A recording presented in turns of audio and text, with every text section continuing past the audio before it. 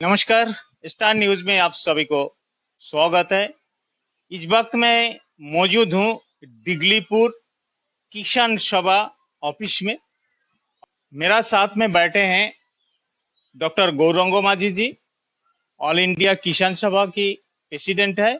साथ में बैठे हैं राम जीवन सरकार, वाइस प्रेसिडेंट बैठे हैं। तो स्टार न्यूज को इन्फॉर्म किया था डॉक्टर गौरंगो माझी जी, अंडमान निकोबार में जो लोग सेटलर्स है, नॉन सेटलर्स लोग जो है, और जो लोग जमीन खरीद के भी बैठे हैं, मासूल दे रहा है सरकार को, अधिकार नहीं है। तो जानेंगे डॉक्टर गौरंगो माझी जी से क्या बोलना चाहते हैं और कहाँ लेटर दिया है और क्या मुद्दा है और आगे क्या हो सकता है।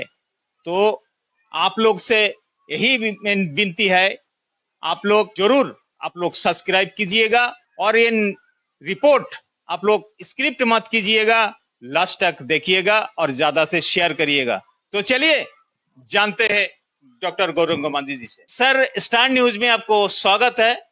आप स्टार न्यूज को इन्फॉर्म किया है, तो आपका मुद्दा क्या है जनता के लिए, आप बताइए। स्टार न्यूज को धन्यवाद आया बोल के मुझसे सुनने के लिए, जो क्या किस लिए मैंने बुलाया उनको। ये स्टार न्यूज में बोलने मांगता है यही, ये अंडमान सेटलमेंट हुआ, पैनल सेटलमेंट से शुरू किया जाए। उसके बाद आपका भारत डिवाइड होने के बाद ये बंगाल के रिफ्यूजी लोगों को अंडमान में सेटलमेंट किया गया।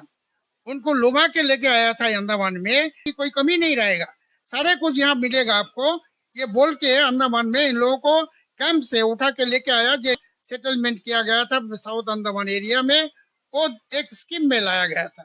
वो स्कीम किसका था? वेस्ट बंगाल सरकार का स्कीम में लाया गया था यहाँ पे अंडमान में।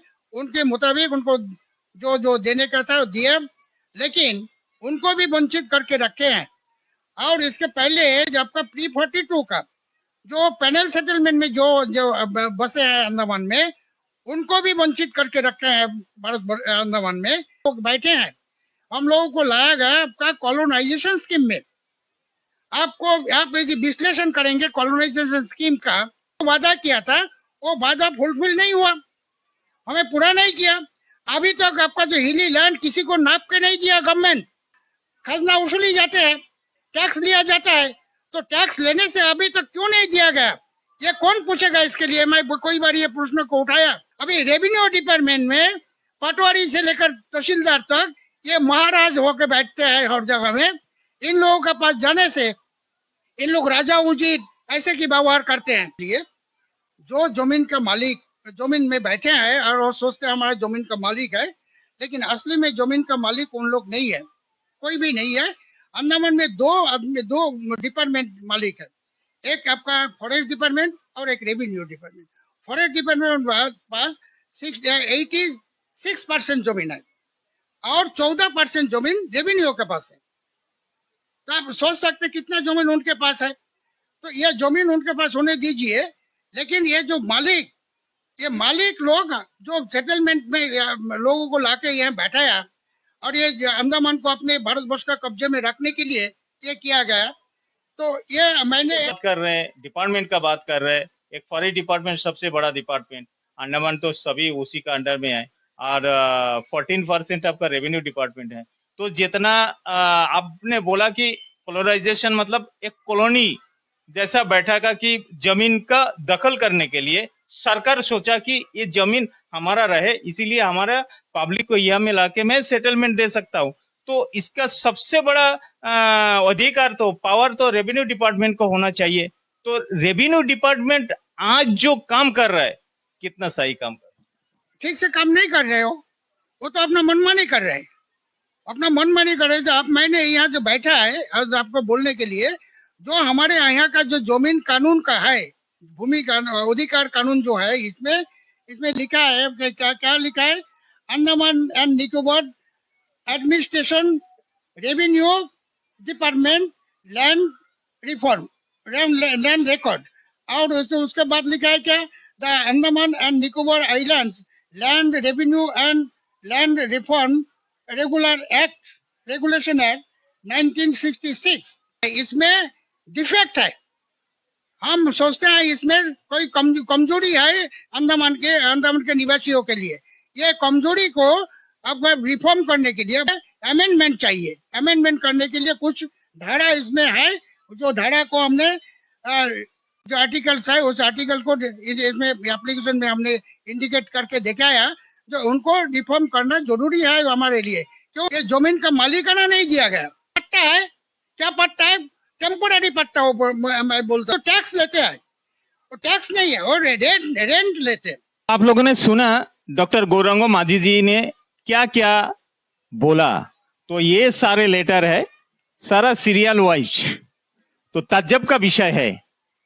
शायद पब्लिक भी समझते हैं। आज हम लोग अंडमान में इतना सालों से, इतना दिनों से, इतना शांति से रह रहा था, और आज कहाँ पहुंचा। आज ये यहाँ में जो सेटलर संप्रदाय है, जो फ्री 42 है, कैदी का बच्चा जो भी है, किसी को जो अपना जो अधिकार, अपना जो स्वाधीन भारत में हम लोग रह रहे हो, क्या स्वाधीनता हम लोग को मिला।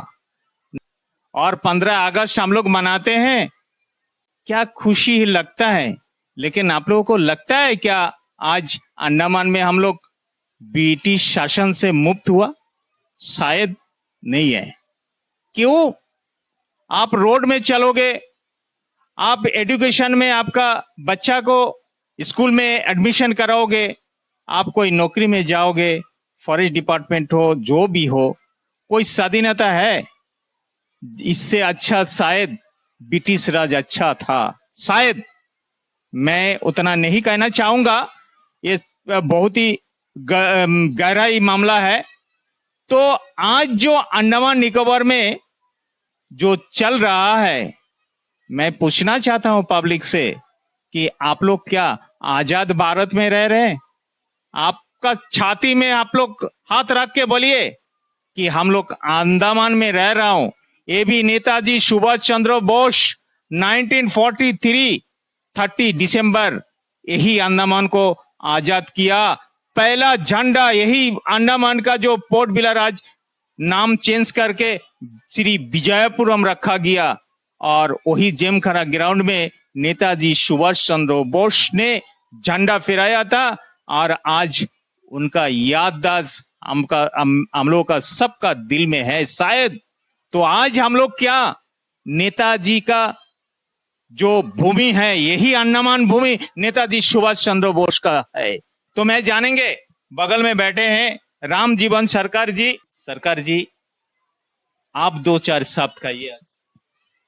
सबसे पहले स्टार न्यूज को धन्यवाद। मैं संक्षेप में एक दो बातें रखना चाहूँगा। जो एप्लीकेशन का बारे में डॉक्टर माझी ने बताया, विषय का बारे में भी विस्तार रूप से बताया, मैं एक ही चीज़ को आपको सामने रखना चाहूँगा कि किसान कौन होता है। किसान अन्नदाता होता है। जो डॉक्टर है, इंजीनियर है, प्राइम मिनिस्टर, राष्ट्रपति से लेके सारे लोगों को अगर कुछ खाना है, भोजन करना है, उसको उत्पादन करने वाला जो किसान है, आज वो तड़प रहा है पूरा देश में, पूरा अंडमान निकोबार आइलैंड्स में। जो जमीन का जो पट्टा दिया हुआ लेकिन अधिकार नहीं दिया गया, सारी चीज के ऊपर में हम लोग कई बार आंदोलन उठाया, आवाज उठाया, लेकिन प्रशासन और दिल्ली सरकार आज तक इसके ऊपर में कोई ध्यान नहीं दिया। इसीलिए आप सभी से विनती है, आइए इस समस्या का हल करने के लिए आपको आगे आना पड़ेगा। इस संगठन को, जो ऑल इंडिया किसान सभा को आगे मजबूत करना चाहिए, तो साथ देना चाहिए, तभी जाके हमारे बाकी जो समस्या है वो भी आसानी से हल हो सकता है, नहीं तो नहीं। आप जानते हैं मोदी सरकार जी ने जो किसानों का ऊपर में जो 3 अंधा कानून लाया था, 1 साल से ऊपर तक लगा था आंदोलन के बाद में उसको वापस लेना पड़ा और उन्होंने क्षमा मांगा। ये जो अंधा कानून लागू करने वाला किसान के ऊपर में जो मोदी सरकार, यहाँ का एडमिनिस्ट्रेशन चलाने वाला जो सरकार है, इसको खिलाफ में सब मिलजुल के आवाज उठाना। आज जो गांव का हालात देखिए, किसान गांव में रहता है, उनका आने जाने का रास्ता का हालात देखिए, बहुत ही बुरा हालात है। जो चलने लायक नहीं, गाड़ी चलने का भी लायक नहीं है। ऊपर से हर रोज जो हमारा प्रतिदिन का जो रेशन पानी खरीदने हम खरीदते हैं, उसका दाम बढ़ता है, किसान का जो आय उसको वो नहीं बढ़ता है। ऊपर से जो ये हमारा जीवन रेखा है, दिगलीपुर से लेके पोलर तक का जो जो नेशनल हाईवे के नाम से जो काम चल रहा है कई सालों से, उसको खस्ता हालत देखते हुए आपको और भी सजग होना चाहिए, आपको जागरूक होके इस आंदोलन में शामिल होना चाहिए, इसको विरोध में खड़ा होना चाहिए।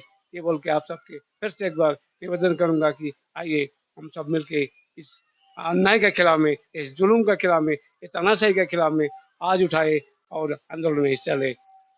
धन्यवाद। धन्यवाद सरकार जी, बहुत बहुत धन्यवाद। तो आप लोगों ने सुना क्या क्या बात हुआ। तो मैं कहना चाहूंगा कि जो अन्नदाता है, अन्नदाता अगर अन्न तैयार नहीं करेगा, फसल नहीं फलाएगा, तो ये जो एसी रूम में बैठते हैं, क्या उनका एसी रूम में बैठ के सारा कुछ मिल जाएगा? शायद नहीं। तो आज बड़े बड़े ऑफिसर लोग जो है, तो वो लोग का जो रोजी रोटी उन लोगों को मिलता है किसका वजह से? अन्नदाता का वजह से। और ये अन्नदाता कौन है? फार्मर है। और फार्मर अगर एक दिन के लिए अगर काम बंद कर दे, सारा इंडिया बंद हो जाएगा, खाना बंद हो जाएगा। तो आप लोग सोचिए, अंडमान में आप लोग रह रहे हो, क्या आप लोग सही में स्वाधीन भारत में रहते हैं? मेरा सवाल है आप लोगों से, आप लोग अपना छाती में हाथ रख के बोलिए कि आज हम लोग अंडमान में रहता हूं, जो अंग्रेज शासन का जिस तरह टर्चर होता था, और आज क्या आप स्वाधीन भारत में रहते हैं? आप अपना छाती में हाथ रख के बोलिए। तो मैं कहना चाहूंगा यही अंडमान प्रशासन को कि आज जिसका नाम में जमीन है, जिसका नाम में पट्टा है, क्या सही में उनका भरपूर अधिकार दिया गया?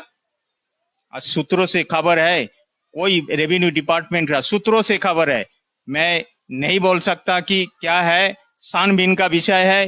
रेवेन्यू डिपार्टमेंट से खबर मिला, कोई सूत्रों से खबर मिला कि अंडमान का जो मैप पट्टा तैयार होता है, मैप तैयार होता है, विलेज मैप जो भी तैयार होता है, पेंसिल से, रूल से उसको नक्शा किया जाता है। और सूत्रों से पता चला कि जब मर्जी तब वो मिटा के दूसरा जगह के उसका लाइन खींच दिया जाता है। ये सूत्रों से खबर है और ये छानबीन का विषय है, मैं कंफर्म से नहीं बोल सकता, ये छानबीन का विषय है, ये भी है। और डॉक्टर गौरंग माझी जी ने भी बोला रेवेन्यू डिपार्टमेंट का, और रेवेन्यू डिपार्टमेंट किस तरह है सबका नॉलेज में है।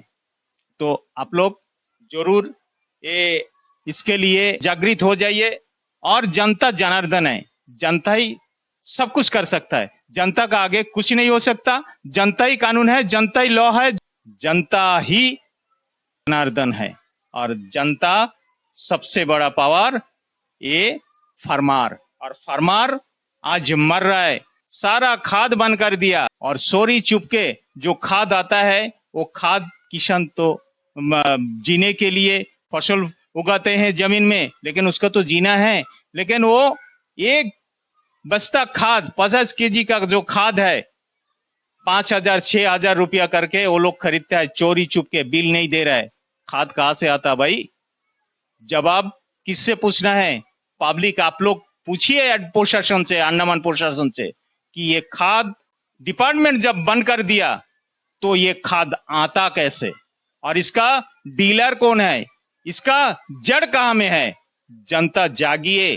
जनता अगर अवेयरनेस नहीं होगा तो डेवलपमेंट नहीं होगा, आज जीने मुश्किल हो जाएगा। तो मैं ज्यादा कुछ नहीं कहूंगा। मेरा ये न्यूज देखने का बाद आप लोग का विचार मेरा चैनल का कमेंट बॉक्स में कमेंट करके बताइएगा, और ज्यादा से ज्यादा शेयर करिएगा। और इसी उम्मीद का साथ मैं मधुसूदन राय यही विदा लेता हूँ। धन्यवाद।